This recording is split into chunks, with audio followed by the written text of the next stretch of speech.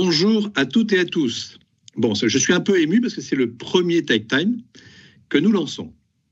Et je suis un peu ému aussi parce qu'on va aborder un sujet qui est très important pour beaucoup de personnes. Bon, d'abord, on va commencer par se présenter. Charité bien ordonnée commence par Daniel. Daniel, est-ce que tu peux te présenter ? Bonjour à tous, donc je suis Daniel de Prezzo, je suis directeur technique chez Veritas Technologies, une société bien connue dans le domaine de la cyber-résilience et de la gouvernance de la donnée. Un peu d'éléments de carrière, comme tu es un peu comme moi, on sent que tu as du bagage.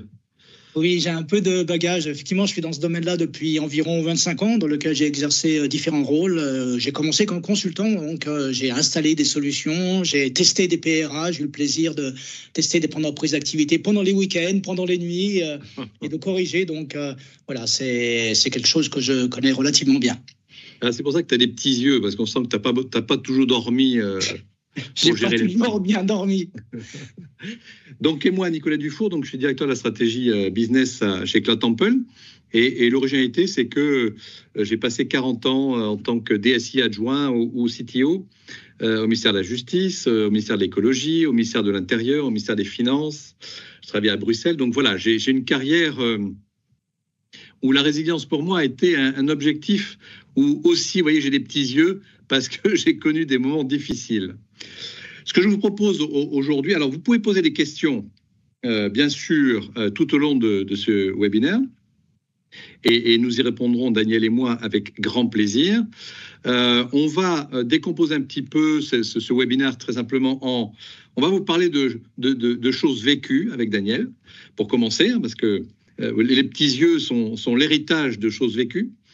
Avec Daniel, on va repositionner un petit peu le sujet de la résilience en un mot. La résilience n'est pas qu'un sujet de data center ou de réseau. Et quel est l'enjeu maintenant des CTO sur le sujet ? Et après, on va effectivement, avec Daniel, présenter quelles sont les solutions de Veritas et Cloud Temple pour répondre à ces enjeux. Voilà, on va commencer par ce premier point qui est des moments vécus. Alors, vous doutez bien que dans les ministères dans lesquels j'ai travaillé, des moments de solitude et de grande solitude, j'en ai connu. J'en ai connu un où j'ai eu sur un des systèmes transactionnels critiques de l'État français. Je peux le citer parce qu'il n'y a pas de secret là-dessus. C'est le système Delta qui gère tous les dédouanements import-export en France. Tout simplement un atterrissage de tête de disque sur les données de ce système Delta. Du coup, entraînant un arrêt du SI et du coup, entraînant un arrêt du traitement des déclarations pendant le temps qu'on traite ce sujet d'incidents matériels et très rares. Bien sûr que tous les systèmes de stockage sont entraînés, construits pour avoir une durée de vie qui dépasse la nôtre. Et bien pourtant, c'est arrivé. Il y avait une chance sur 1 million, je ne sais plus à l'époque combien de fois ça pouvait se produire, mais ça s'est produit. Deuxième exemple que j'ai connu, c'est un exemple assez, je dirais, humain et qu'on pourrait dire stupide. Contrôle du centre électrique par lequel passe l'adduction électrique d'un des data centers majeurs de l'État. Et il se trouve que la personne qui a fait le contrôle est rentrée dans ce local. Et quand il est rentré, il n'a pas fait attention, la porte s'est refermée sur lui. Il s'est retrouvé dans le noir. Et cette personne a eu un effet de panique en se retrouvant dans le noir. Et en tâtonnant et dans la panique, il a débrayé l'adduction électrique pour tout le data center. Et là, toutes les applications critiques d'un des ministères, vous doutez bien dans lequel je suis passé, se sont arrêtés. Donc déjà, il a fallu traiter le sujet même, d'où ça venait. La personne était enfermée dans le local et on a eu donc un impact immédiat sur le fonctionnement d'un des ministères régaliens que j'ai évoqués. Voilà 2 exemples vécus qui fait que j'ai des petits yeux, mais on s'en est sorti. Daniel, je suis sûr que tu as d'autres exemples, toi, vécus. Ouf, il faudrait plus une journée pour les raconter tous, mais non, ce qui est intéressant, c'est de se dire qu'on a tellement d'exemples que qu'en fait, les problèmes arrivent, oui, les problèmes arrivent, et même si on regarde des statistiques, hein, tu disais effectivement une chance sur 1 million, le problème c'est que le jour où ça tombe sur nous, on a gagné à 100% en fait, et c'est ça qu'il faut voir. Donc effectivement, dans des petits sinistres, j'en ai connu pas mal, hein, le type quelqu'un qui appuie sur un bouton par négligence, les fuites du système de refroidissement sur la machine la plus critique du data center, où les gens interviennent après honnêtement avec le sèche-cheveux, hein, pour essayer de sécher les composants et puis aujourd'hui on est passé dans une nouvelle dimension, hein, et c'est surtout ça, je pense qu'il faut voir, c'est qu'on est passé à l'époque de la cybermalveillance, et là les désastres prennent des proportions complètement énormes. Et moi je vais vous donner un exemple, hein, qui est pour moi une des premières expériences de désastre de masse suite à une cyberattaque. Alors je ne vais pas nommer, même si ça a été dans la presse, hein, je ne vais pas nommer directement parce que encore une fois, les questions n'est pas de blâmer l'entreprise ou les personnes, parce que ça arrive à tout le monde. Mais effectivement, une très grosse entreprise multinationale française qui a plus de 400 ans d'existence, une entreprise qui a traversé, qui a connu Louis XIV, qui a traversé la Révolution française, qui a traversé 2 guerres mondiales. Ceux qui trouvent, je leur offre une VM gratuite, hein, chez Cloud Temple, hein, s'ils trouvent. D'accord. Voilà. Une entreprise qui a aussi fait l'évolution technologique qui va avec l'IT, et tout d'un coup, parce que quelqu'un a téléchargé une mise à jour d'une application, l'entreprise en 1 heure se trouve au niveau mondial complètement arrêtée. Mais quand on dit complètement arrêtée, c'est tout. Aujourd'hui, on est tellement dépendant de l'informatique, c'est-à-dire qu'il n'y a plus rien. Il n'y a plus rien qui marche. Le téléphone ne marche plus. Même le téléphone ne marche plus puisque tout est numérique. Et là, je pense que pour les gens qui étaient de veille ce jour-là, c'est vraiment un moment de solitude terrible, puisque le téléphone ne marche même pas et on peut même pas aller appeler ses copains pour dire mais qu'est-ce qui se passe, pourquoi on n'a plus de connexion. Et donc ça demande effectivement beaucoup de structuration pour pouvoir s'en sortir, et beaucoup d'efforts, beaucoup d'investissements humains, beaucoup de volonté, et puis aussi de la technologie. Voilà, moi, j'ai été admiratif parce qu'on a participé aussi, hein, entre guillemets, à la remise en service de cette entreprise. Mais c'est revenu, ça a pris beaucoup de temps. Il y a eu beaucoup de pertes d'argent aussi. Mais voilà, personne n'est à l'abri et il faut vraiment le savoir. Et puis peut-être qu'on en parlera après. Ce qui est important, c'est que tout ça s'est juste passé parce que quelqu'un, à un moment donné, a cliqué sur un lien de téléchargement.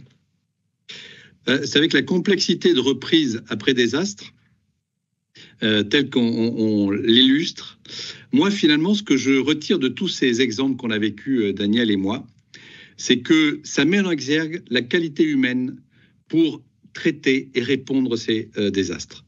On fait un métier d'ingénieur et technique, mais quand il y a des cyberattaques, des désastres, des pannes, comme on vient de l'évoquer, ce qui ressort et ce que je retiens, c'est la qualité des gens de s'engager à résoudre rapidement, parce que tout le monde sait qu'on est sur des SI critiques, on est sur des SI de fonctionnement de l'entreprise, on est sur des SI qui apportent du service à des clients, à des utilisateurs ou à des citoyens.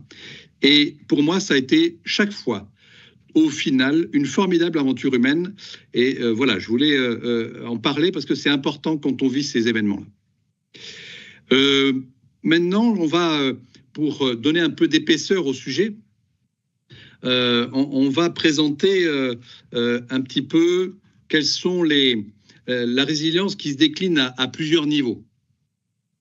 Elle se décline déjà, et principalement, parce qu'on voit que la résilience est une expression métier. On a, quand on est responsable, que ce soit une direction métier ou direction technique, on a l'obligation d'apporter le service à l'entreprise pour qu'elle fonctionne, l'administration de l'entreprise. Donc, la première chose, c'est les exigences métiers concernant le temps de rétablissement, la perte des données et la qualité de service. Et ça, c'est le métier qui l'exprime. Et c'est à partir de là qu'on construit derrière. On y reviendra tout à l'heure sans doute sur la valeur de la donnée. Bien sûr, il y a les sujets d'infrastructure. bien sûr que la résilience, ça passe par des éléments d'infrastructure. On en est tous conscients. Les histoires de... Alors, je suis cloudeur maintenant, donc je parle de zones de disponibilité, des AZ, de multi-AZ, de multi-régions, mais même de plusieurs data centers, sans parler d'AZ si on n'est pas cloud. Donc, bien sûr qu'il y a un aspect au niveau infrastructure. Bien sûr que tout ça, on a besoin de processus, processus de disaster recovery, donc de traitement du désastre, de sauvegarde des restaurations, et bien sûr que Daniel nous en parlera encore un peu plus. Et ces processus-là doivent être adaptés à l'entreprise. Peut-être que sur ce sujet de processus, Daniel, tu as peut-être un élément complémentaire de poids à mettre sur ces processus-là pour l'ancrer dans une entreprise. De toute façon, je dirais l'argumentaire, c'est qu'il faut être préparé. La loi de Murphy dit que quand ça va mal, tout va de plus en plus mal.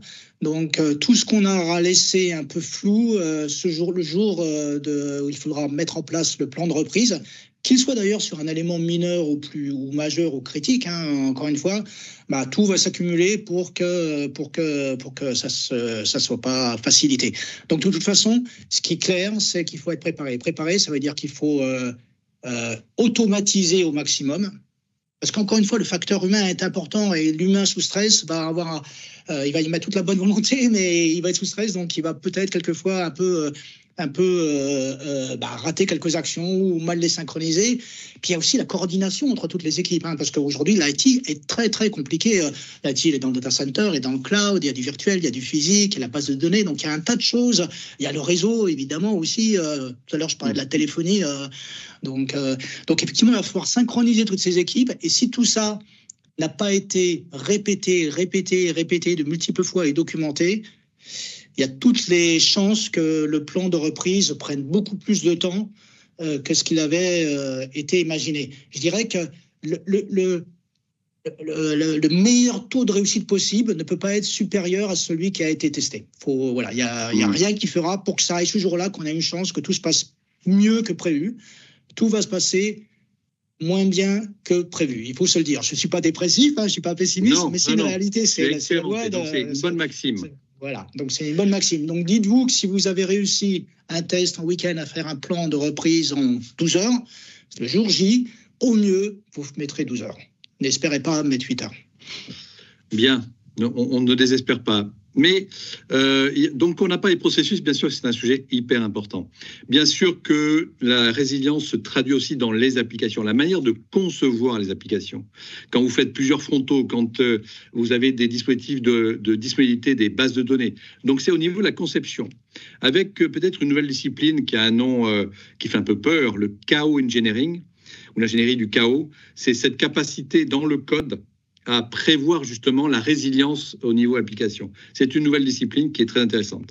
Le développement, bien sûr, gestion des mises à jour pour rapidement corriger une erreur si c'est nécessaire, et bien sûr tout ce qu'on appelle les pipelines CI/CD.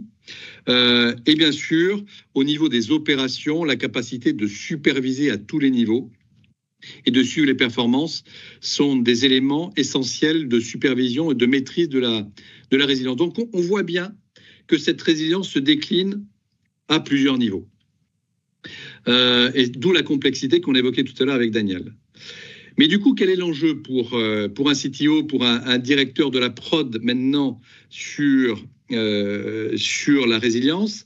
Alors, il faut savoir que le Gartner, par exemple, nous dit que d'ici 2028, 75% des entreprises utiliseront le même outil de sauvegarde-restauration, que ça soit dans leur data center, dans leur cloud privé s'ils en ont un, ou sur les clouds publics qu'ils vont utiliser, ou pour les applications SaaS. Donc on voit bien que l'enjeu maintenant, alors on va passer à 75% alors qu'il est de 20% en 2024. Donc on voit bien que cette préoccupation de la résilience pour répondre aux risques qu'on a évoqués tout à l'heure devient pour un responsable de la prod essentiel dans une vision interne, externe, et pour traiter les cas qu'on a évoqués tout à l'heure. Donc, je trouve que c'est un chiffre très, très intéressant, si je me permets d'interrompre un petit peu. Pour Veritas, oui. C'est intéressant, oui, effectivement, de façon, mais Encore une fois, moi je disais, ça fait plus de 20 ans que je suis dans le métier et c'est quelque chose que l'on a toujours prêché en fait. Hein. C'est de se dire qu'à partir du moment où on commence à disperser les outils de résilience, c'est-à-dire qu'on commence à se baser sur de la réplication, du snapshot, de la sauvegarde, plusieurs outils de sauvegarde, des outils natifs, ce qu'on appelle les outils natifs. L'administrateur de base de données utilise les outils de la base de données parce qu'il aime bien être propriétaire de son petit domaine. Ce que je comprends, hein, un truc. En fait, on multiplie, on va dire, les zones grises et les zones de désynchronisation. Alors, tant qu'on parlait de désastres limités, le serveur les têtes du disque qui s'écrase, on restaure le serveur et puis voilà, on a réglé le problème. Même un data center, on a coupé l'électricité, si on a bien prévu la haute disponibilité, il y a toutes les chances qu'il y ait une bascule automatique vers une zone de disponibilité autre, etc. Mais c'est presque encore une fois un impact local, même si c'est un data center, c'est local. Mais quand on fait face à une cyberattaque et que tout part en même temps, si on doit synchroniser non seulement les personnes, mais tous les outils, je peux vous garantir que c'est un vrai challenge. Alors que si on a la capacité, à un moment donné, d'avoir un point unique de visibilité et de contrôle de tout ce qui se passe partout, on va pouvoir probablement orchestrer et automatiser beaucoup de choses et se simplifier énormément la vie. Donc cette statistique de Gartner est vraiment intéressante parce que moi, j'y ai toujours cru. Mais je pense que l'évolution de l'IT ces dernières années pousse de plus en plus de ce sens-là. Et d'ailleurs, ça va tout de suite sur un sujet qu'on voulait partager aussi avec vous, c'est sur la responsabilité partagée, clé de la cyber-résilience. Et par rapport à la complémentarité que tu évoques, on est typiquement dans ce schéma-là. On a sur toute la chaîne technique et organisationnelle ce besoin de complémentarité pour rendre efficace la cyber-résilience, donc cette capacité à défendre les enjeux de fonctionnement d'une entreprise. En fait, ce que dit ce modèle, c'est qu'effectivement, il faut, d'ailleurs, c'est ce qu'on appelle la cybersécurité en profondeur quelque part, c'est que au final, il faut tenir compte de l'ensemble des couches impactées dans une chaîne de cyber-résilience pour pouvoir l'assurer. D'abord, qu'est-ce que la cyber-résilience, avant tout, c'est vrai qu'on a utilisé le mot, mais on l'a à moitié défini, mais la cyber-résilience, pour moi, c'est ma définition. Résilience, c'est la capacité à se relever après un coup dur. Donc, après une mauvaise nouvelle, après un changement. Donc, ça ne veut pas dire que tout est transparent forcément, que l'utilisateur ne voit rien derrière, mais ça veut dire lorsqu'on a défini son plan de cyber-résilience, c'est qu'on s'est dit, voilà comment je vais me relever et quelles sont les étapes que je devrais dérouler pour y arriver et dans combien de temps et quelle est la perte que je m'autorise. Parce qu'encore une fois, il y a aussi des coûts derrière, on pourra peut-être en parler plus tard, mais il faut trouver une équation viable. Donc, ça ne sert à rien d'aller protéger des données sans valeur et des applications, on va dire, qui ne sont pas critiques. Par contre, il faut que je sois sûr dans la résilience que l'application métier pour laquelle la société existe, faut que celle-là reparte au plus vite. Donc c'est ça, la cyber-résilience. Là-dessus, il faut effectivement que tout le monde soit aligné, encore une fois. Et la responsabilité partagée, c'est qu'on ne peut pas, pour moi, comment je le vis, c'est qu'on ne peut pas se dire, je vais déléguer ma responsabilité complètement à l'opérateur de cloud qui fait un tas d'efforts et un tas de durcissements pour arriver à faire que son cloud est le plus fiable du monde. Mais encore une fois, il y a le facteur humain. Donc, il peut, dans le monde le plus sécurisé possible, quelqu'un peut faire une erreur. Et je pourrais vous donner un chiffre là-dessus. Allez, un chiffre. J'aime bien les chiffres. Il n'est pas de vérité, ce chiffre. Il est de Verizon, une étude faite l'année dernière qui dit que 74% des attaques ont une origine humaine. 74% des attaques. Ça laisse rêveur. C'est-à-dire qu'aujourd'hui, on a construit des murs fabuleux pour pouvoir être sûr qu'on est super, super sécurisé de partout, avec des protections partout. Mais quelque part, l'humain fait partie de l'équation. Et d'ailleurs, on fait de l'IT parce qu'il y a l'humain derrière. Sinon, ça ne sert à rien de faire l'IT. C'est parce qu'on a un service à donner. Il faut que les gens puissent accéder à quelque chose. Sinon, on éteint tous les ordinateurs et on a fini. Donc, on ne peut pas reprocher à l'humain d'utiliser l'informatique. Mais oui, mais l'humain, à un moment donné, il décide d'ouvrir une pièce jointe malheureuse. Il décide de suivre un lien, du phishing. Il s'est fait piéger par du social engineering. Et c'est par là que le mal va frapper, que la foudre va arriver. Donc, en fait, c'est une attaque quelque part interne qui se passe, parce que quelque part, l'attaque est entrée par un utilisateur autorisé qui a fait des dégâts. Donc voilà, donc responsabilité partagée, ça veut dire que le fournisseur d'infrastructure doit être capable effectivement de durcir un maximum son infrastructure. C'est de la responsabilité du fournisseur d'infrastructure, qu'il soit en cloud ou en data center. Ensuite, il y a toute la partie, on va dire, middleware. Effectivement, il faut que les outils, les bases de données soient durcies, soient pas trop de failles de sécurité. Et puis à la fin, il faut que l'utilisateur final soit responsable aussi de ses actes et de ses données. Et qui mieux que lui-même peut protéger ses données? Bonne question, peut-être. Bonne, on va se la garder pour tout à l'heure. Ouais. Vous voyez qu'on est passionné, Daniel et moi, par notre métier et par notre vécu.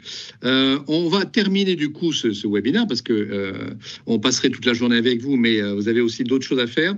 Juste notre offre de valeur, Cloud Temple et Veritas et Cloud Temple, par rapport à ce sujet qu'on vient d'évoquer. Très rapidement, parce qu'on ne va pas détailler, bien sûr que Cloud Temple est un opérateur, un fournisseur de cloud qui est labellisé Secnum Cloud. Dans le Secnum Cloud, label de l'ANSSI, l'imprégnation de la résilience à la sécurité, aux aspects sécurité et disponibilité, font partie intégrante de ce label. Donc, déjà par être labellisé Secnum Cloud, et hébergement de données de santé, aussi HDS, mais surtout Secnum Cloud, ça veut dire que dans notre construction d'infrastructures, on ancre des processus techniques et des solutions techniques qui garantissent le maximum de sécurité pour les clients, tous nos clients qui utilisent notre cloud. Ça, c'est le principe général. Après, si je décline un petit peu, vous en doutez, on est actuellement, on a une région avec 2 AZ et la 3e AZ va être livrée ce mois-ci.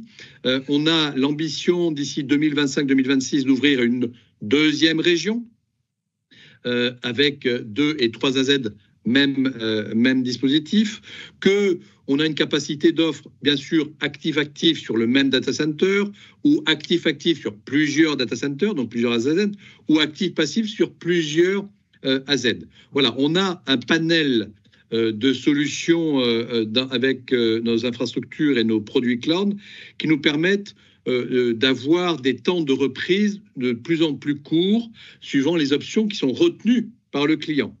Bien sûr, on propose des sauvegardes avec plusieurs copies sur plusieurs types de stockage et sur plusieurs sites, voire même hors site, voire même sur des bandes et des supports physiques externes.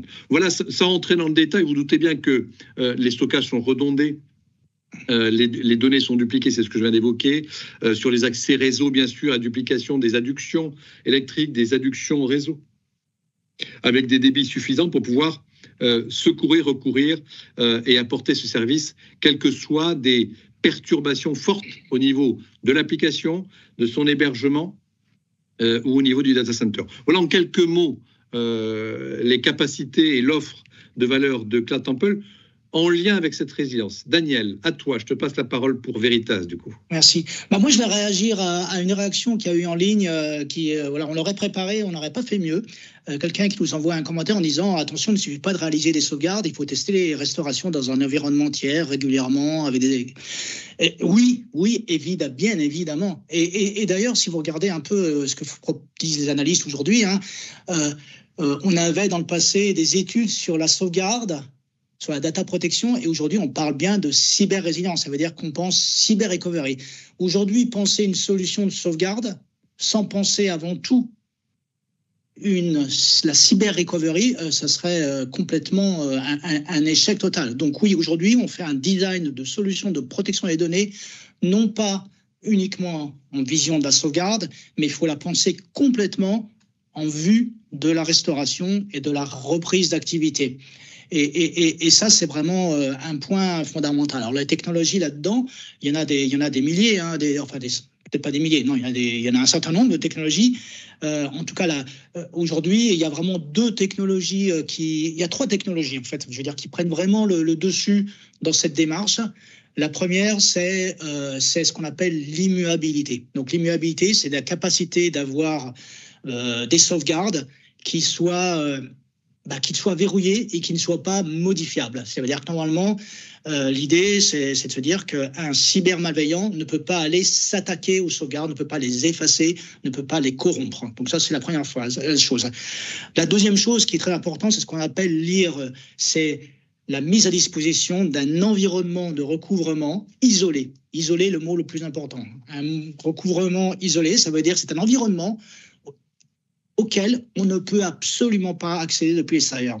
Ça veut dire que quelque part, la philosophie a énormément changé parce que avant, ce n'est pas si peu que ça, il y a quelques mois, quelques années, on disait il faut que je protège au maximum mon site de production. Et maintenant, le paradigme va changer. Ça veut dire que le site de production, de toute façon, on doit l'ouvrir parce que sinon, il n'y a pas de production. Donc l'idée, c'est de se dire, puisque je sais que je ne peux pas le protéger à 100%, je peux faire tout ce que je veux, il y aura toujours des failles. Voilà, c'est inhérent à l'IT. On va plutôt protéger à 100% le site de secours. Et celui-là, on veut que personne ne puisse y rentrer. Donc ça, c'est la deuxième technologie qui aujourd'hui est très importante, c'est d'avoir un environnement de restauration où sur celui-là, on sait qu'il est cohérent, stable, fiable et disponible. Et puis le troisième point, c'est tout ce qu'on appelle le Zero Trust. Alors le Zero Trust, effectivement, c'est un mot qui est très à la mode, c'est une phrase qui est très à la mode, mais je vous ai dit que la faille venait souvent de l'humain. Donc, à partir du moment où on ne peut pas faire confiance à l'humain, parce que c'est un humain, il va falloir le limiter un maximum ses accès. Moi, je te fais confiance, Daniel. Mais, tu devrais pas, parce que je fais des anecdotes que je n'ai pas racontées. Voilà. Moi-même, il m'est arrivé dans ma vie de faire des erreurs. Des erreurs, voilà. Mais personne ne l'a su. Ouais. Et donc, effectivement, fini le temps où on donnait des accès administrateurs route à tout le monde, parce qu'effectivement, quelqu'un peut être aussi fiable et aussi sérieux que possible. Lorsqu'on est sous un compte administrateur route, il suffit de faire une toute petite erreur de manipulation qui peut entraîner une conséquence désastreuse. Donc l'idée du Zero Trust, c'est de se dire qu'on a bien identifié les personnes, leur rôle et ce qu'elles peuvent faire, de s'assurer qu'ils n'ont pas accès à des outils destructeurs, et puis aussi de s'assurer que les processus même de l'IT ne puissent pas faire des choses anormales. Typiquement, est-il normal d'expirer à 4 heures du matin, un dimanche, toutes les sauvegardes d'un système de protection? Ça semble pas tout à fait un comportement habituel. Je ne connais personne qui, par plaisir, se réveille le dimanche matin à 4 heures pour aller faire une suppression en masse de sauvegarde. Normalement, ça n'arrive pas. Donc le Zero Trust, c'est ça, c'est de se dire, je sais les rôles de chacun des utilisateurs, je leur limite les accès et je vérifie que des actions un peu particulières n'arrivent pas. Alors du coup, je n'ai pas forcément répondu, donc j'ai voulu rebondir sur le commentaire. Mais donc ce que fait Veritas, Veritas, effectivement, nous sommes là dans le domaine de la gouvernance de la donnée et de la résilience. C'est une société qui est là depuis une trentaine d'années. Donc la gouvernance, d'abord, c'est de rendre l'équation viable. L'équation viable, c'est de se dire la gouvernance dans mes données, et des statistiques montrent ça. J'ai 50% des données d'une entreprise qui ne servent à rien ou pas grand-chose. On ne sait pas ce que c'est. Donc, pourquoi j'irai investir des milliers d'euros pour protéger les données dont je n'ai aucune idée sur l'utilité? Donc, la gouvernance, c'est de se dire j'ai la capacité de connaître les données critiques, les applications critiques, les données sensibles, les données qui sont soumises à des lois comme le GDPR, RGPD, en français, et puis les données moins utiles. Donc ça, c'est la première chose. Et la deuxième chose, donc c'est vraiment la cyber-résilience, c'est se dire, je vais mettre en place tout ce qui est possible pour ces applications les plus sensibles, de façon à être sûr que le jour où l'incident va arriver, parce qu'il va arriver, croyez-moi, ça arrive tous les jours, je vais mettre toutes les chances de mon côté pour que je puisse limiter l'impact de cet incident et être capable de reprendre. Donc, là-dessus, on va trouver effectivement des solutions de gouvernance, d'archivage, de rétention, d'immuabilité, évidemment de sauvegarde et surtout d'automatisation de la restauration. Et je vais m'arrêter là. Bien, Bon, on est passionné et c'est vrai que j'ai oublié que Cloud Temple est aussi capable de vous accompagner dans la mise en œuvre d'un PRA-PCA. C'est-à-dire que là, c'est ce que vient d'évoquer Daniel, l'aspect processus et organisationnel. Les moyens sont maintenant phénoménaux dans la sélection qu'on peut en faire quand on est CTO et chef de prod. Donc, la manière de concevoir, de prendre bien les exigences métiers et de concevoir un plan et les processus associés, c'est des choses que nous pouvons faire et nous pouvons le faire ensemble. Alors, là, on est allé, Daniel et moi, on nous appelle les Fidel Castro de la résilience, on pourrait parler des heures et des heures. Est-ce que nous avons des questions? Alors, vous ne voyez pas, mais il y a Coraline et Yacine qui sont avec nous, qui organisent tout parfaitement. Et donc, ils sont en train de voir s'il y a des questions et apparemment, il y en a, parce que j'entends Coraline qui... Non, pas de questions pour l'instant. Donc, du coup... si, je vois une qui vient d'arriver, c'est comment allier intelligence artificielle et résilience. Voilà, ok, ça c'est une question intéressante. Tu veux la prendre ou je la prends? Vas-y, Daniel, je te sens tellement en vert aujourd'hui, je bois tes paroles. D'accord, vas-y. Non, mais effectivement, l'intelligence artificielle, c'est une nouvelle tendance, c'est plus qu'une tendance, comme toute nouveauté, je dirais, il y a le petit ange et le petit démon. Donc, l'intelligence artificielle, il y a des gens qui s'en servent pour essayer de faire du mal, et puis il y en a des gens qui s'en servent pour essayer de faire du bien. Je ne veux pas être manichéen. Et donc, je vais plutôt me placer du côté du bien. Comment on peut se servir de l'intelligence artificielle pour éviter pour éviter un cyberincident, en tout cas pour l'anticiper le plus vite et pour réagir au plus vite?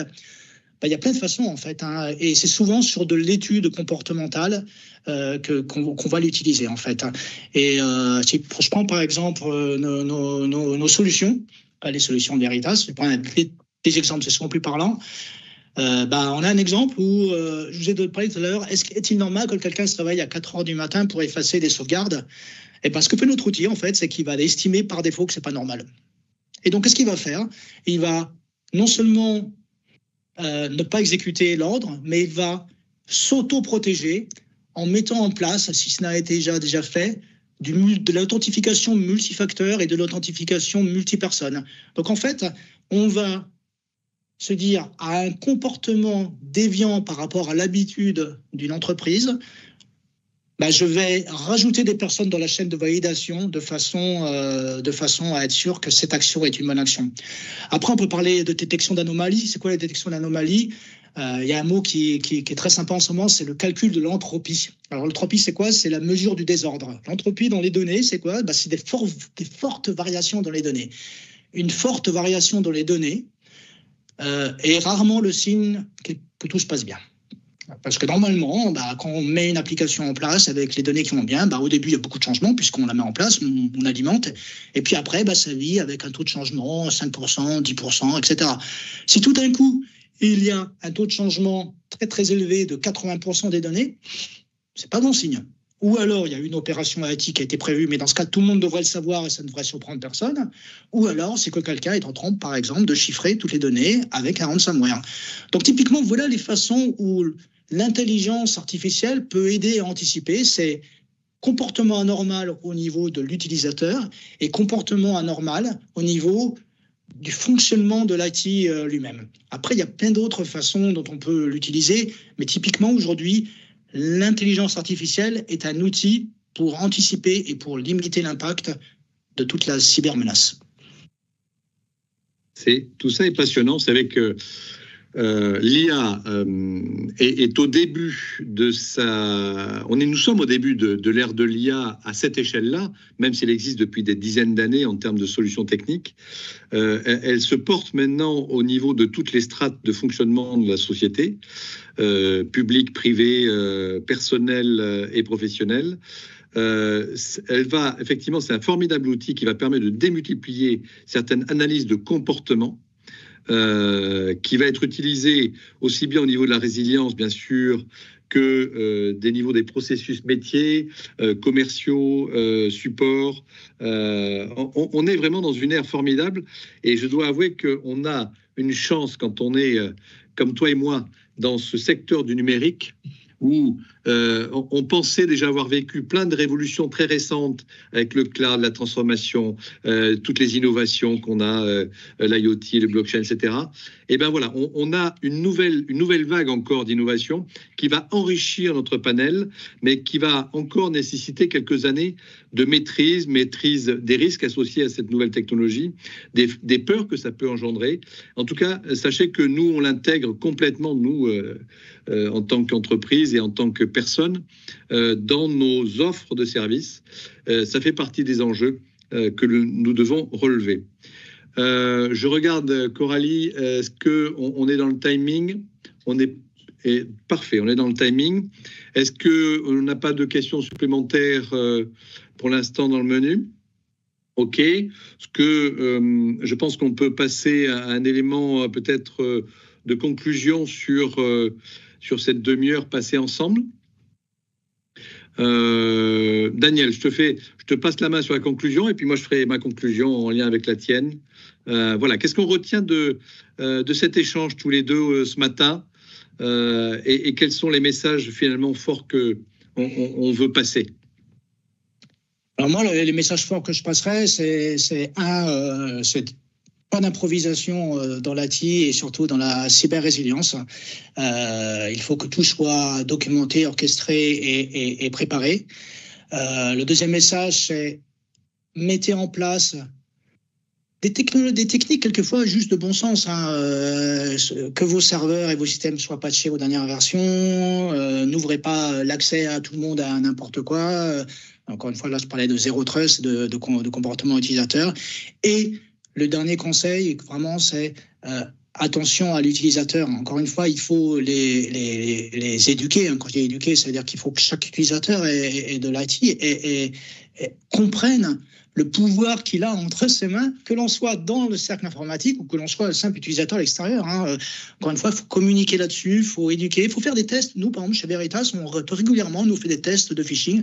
Ce matin, j'en ai reçu un où mon credential, il fallait que je me mette à jour parce que ça avait été modifié chez Microsoft, je ne sais quoi. C'était un test de phishing que j'ai brillamment réussi. Et la punition pour nous, juste pour l'anecdote, c'est que si on rate le test, en fait, on a droit à une formation obligatoire de 2 heures sur la sécurité. Donc, donc ça motive à ne pas le rater. Intéressant. Voilà. Et voilà. Donc effectivement, bon sens, durcissement au niveau infrastructure et éducation et contrôle de l'utilisateur et évidemment des sauvegardes et des univers de restauration prêts à reprendre le service en cas de panne.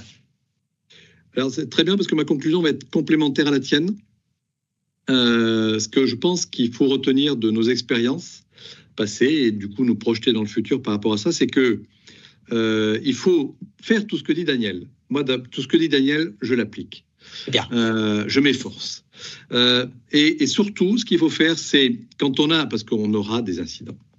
À chaque incident, il faut absolument après l'incident et que tout ça soit revenu à la normale, faire un retour d'expérience et bâtir et construire l'organisation, le collectif et l'individuel dans ce collectif par rapport à ces retours d'expérience.